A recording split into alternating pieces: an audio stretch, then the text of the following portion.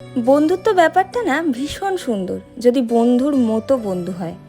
আসলে জানো তো কি, আমি না ছোটোর থেকেই না বন্ধুত্বের দিক থেকে ভীষণ আনলাকি, কিন্তু কেন জানো, আসলে এটার উত্তর আমার কাছেও আজও নেই। জানো তো, সেই স্কুল লাইফের সেই ছোট্ট বয়স থেকে আমার যত বন্ধু বান্ধবী হয়েছে সবাই আজ দূরে চলে গেছে।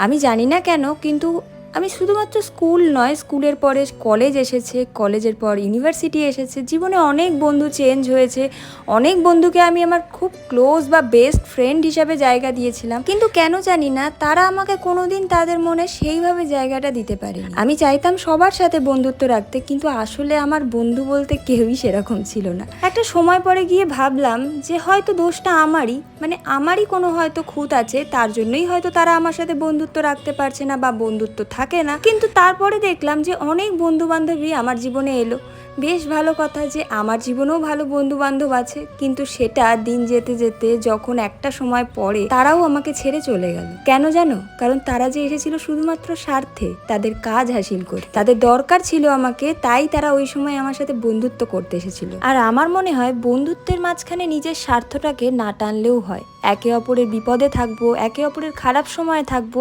ভালো সময় নাইবা থাকলাম, এরই নাম বন্ধুত্ব। তাই সেদিনের পর থেকে নিজেকে ভীষণভাবে শক্ত করে নিয়েছিলাম, আর এটা মেনেছিলাম যে আমার মতো মানুষের সাথে সবাই বন্ধুত্ব রাখার যোগ্যতা রাখে না। তাই আমি বুঝতে পেরেছিলাম যে বন্ধুত্ব জিনিসটা না সমানে সমানে হয়, স্বার্থপরের সাথে স্বার্থপরকেই মানায়।